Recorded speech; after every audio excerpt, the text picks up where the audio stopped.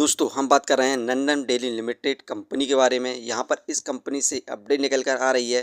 क्या इस अपडेट के बाद कंपनी में हमें दोबारा से तेज़ी देखने को मिल सकती है, और साथ में ही हम इसे फंडामेंटली भी देखेंगे। इस समय कंपनी में बाय सेल होल्ड क्या कर सकते हैं और कंपनी का नेक्स्ट टारगेट प्राइस कहाँ तक जा सकता है, सभी ऊपर बात करने वाले हैं। तो आइए वीडियो को स्टार्ट करते हैं। Nandan dairy limited textile and denim fabric manufacturing का काम करती है इंडिया के अंदर, और ये company fashion denim shirting yard to domestic या इंटरनेशनल ब्रांड का भी कार्य करती है।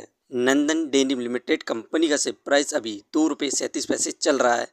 आज के दिन इस कंपनी में हमें 1.66% की गिरावट देखने को मिल रही है। कंपनी का ओपनिंग प्राइस ₹2.41 था, हाईएस्ट भी ₹2.41 ही है।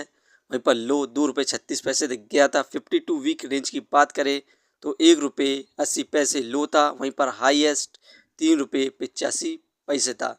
यहाँ पर बात करिए 6 महीने की, तो 6 महीने में इस कंपनी के द्वारा हमें 19.39% के रिटर्न्स देखने को मिले, जो कि नेगेटिव रिटर्न्स हैं। यहाँ पर इस कंपनी में हमें रैली देखने को मिली और कंपनी का शेयर प्राइस ₹3.02 पर गया, जिसके बाद हमें कंपनी में करेक्शन देखने को मिल रहा है। यहाँ पर अभी हाल ही में इस कंपनी का Q1 रिजल्ट आएगा, उसमें यदि परफॉर्मेंस बेटर होती है तो हमें दोबारा से इस कंपनी में अच्छे खासे रिटर्न देखने को मिलने की संभावना है। इस कंपनी से जो अपडेट निकल कर आई उसे हम देखें तो यहाँ पर नंदन dairy limited acquires 6.1% stake in Opera Vayu Nandan Private Limited.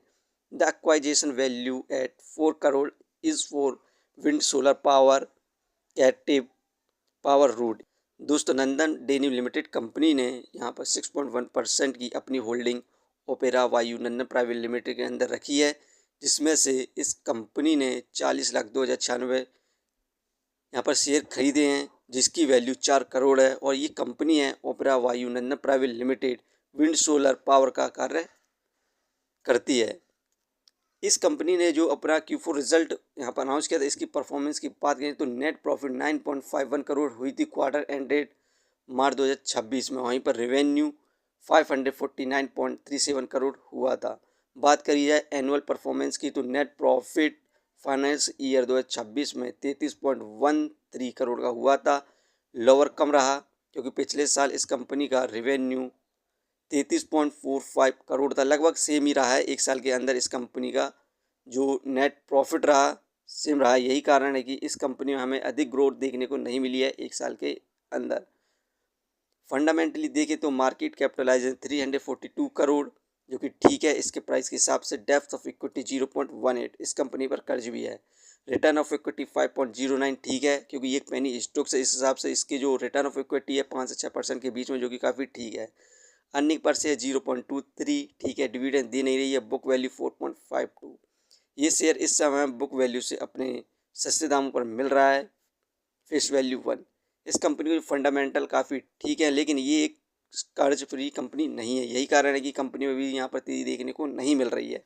दोस्तों इस कंपनी की हम बोनस स्प्लिट और डिविडेंड हिस्ट्री को देखें तो इस कंपनी के द्वारा हमें 10 फरवरी 2022 को यहाँ पर बोनस इशू किया गया था 2:1 का। एक शेयर के बदले में 2 शेयर दिए गए थे। और इससे पहले 2007 में भी इस कंपनी के द्वारा बोनस इशू किया गया था 1:1 का। एक शेयर के बदले में एक शेयर दिया गया था।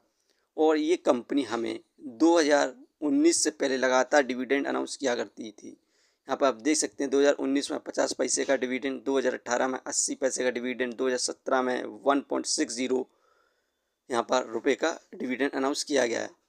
लेकिन 2019 के बाद में इस कंपनी से यहाँ पर बैड न्यूज़ निकल कर आई और कंपनी के शेयर में ज़बरदस्त गिरावट देखने को मिली। और यहाँ पर इस कंपनी के द्वारा हमें बोनस और स्प्लिट डिविडेंड तीनों को यहाँ पर बंद कर दिया गया है। लेकिन यहाँ पर स्प्लिट देखने को मिला था हमें 2024 में भी। ओल्ड फेस वैल्यू 10 थी, न्यू फेस वैल्यू 1 थी। मतलब एक शेयर के बदले में 10 शेयर दिए गए थे। 2012 में 1:10 का डिविडेंड अनाउंस किया गया था, जिसमें 10 शेयर के बदले में एक शेयर दिया गया था। और इससे पहले 2005 में भी इस कंपनी के द्वारा यहाँ पर स्प्लिट अनाउंस किया गया था 10:1 का। एक शेयर के बदले में 10 शेयर दिए गए थे। यहाँ पर इस कंपनी के द्वारा हमें स्प्लिट और बोनस इशू किया जाता था, जिसके बाद इस कंपनी का शेयर प्राइस फिर से वहीं पर आ जाता था। यही कारण है कि ये एक पेनी स्टॉक्स बना हुआ है। यहाँ पर इस कंपनी का जो नेक्स्ट क्वार्टर का रिजल्ट आने वाला है, उसमें यदि कंपनी शानदार प्रॉफिट गेन करती है और सेल्स भी इंक्रीज़ होती है, रेवेन्यू भी इंक्रीज़ होता है, तो हमें कंपनी में दोबारा से तेज़ी देखने को मिलेगी। और कंपनी का जो शेयर प्राइस है उसमें भी ज़बरदस्त तेज़ी देखने को मिलने की संभावना है। ये वीडियो सिर्फ एजुकेशन पर्पज़ के लिए थी। यदि आप किसी भी कंपनी या स्टॉक्स पर इन्वेस्ट करते हैं तो एक बार अपने फाइनेंशियर्स और एक्सपर्ट की सलाह ज़रूर लें। कभी भी लोन लेके इन्वेस्टमेंट ना करें, वरना आप भारी मुसीबत में पड़ सकते हैं। कंपनी के बारे में जानकारी सही लगी हो तो अपने चैनल को सब्सक्राइब करें, जिसका नाम है स्टॉक एनालिसिस। धन्यवाद।